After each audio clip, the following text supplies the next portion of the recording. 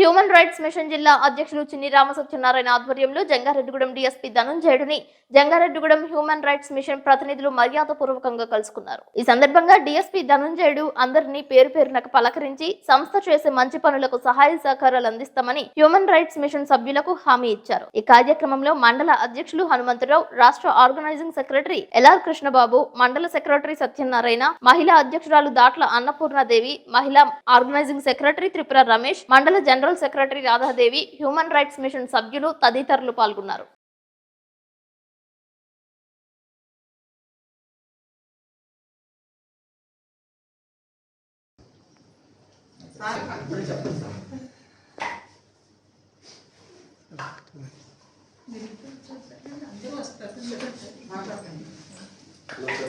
నమస్కారం.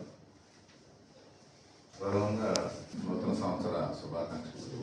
మన human rights Aryavysya సంఘం తరఫున కానీ మీరు చేస్తున్నటువంటి సేవలు నిజంగా అభినందనీయం. దీన్ని ఇంకా గట్టిగా మరి 2024 సంవత్సరంలో పోలీస్ శాఖతో సహకరిస్తూ ఇంకా మీ యొక్క కార్యక్రమాన్ని బలంగా ప్రజలకు సేవ చేసే కార్యక్రమంలో మమ్మల్ని కూడా పాత్రధారులను చేస్తూ ఇంకా మంచి సేవా కార్యక్రమాలు మీరు చేయడంలో మేము సహకారాలు మీకు ఇస్తామని చెప్పి ఈ సందర్భంగా తెలియజేస్తున్నాం.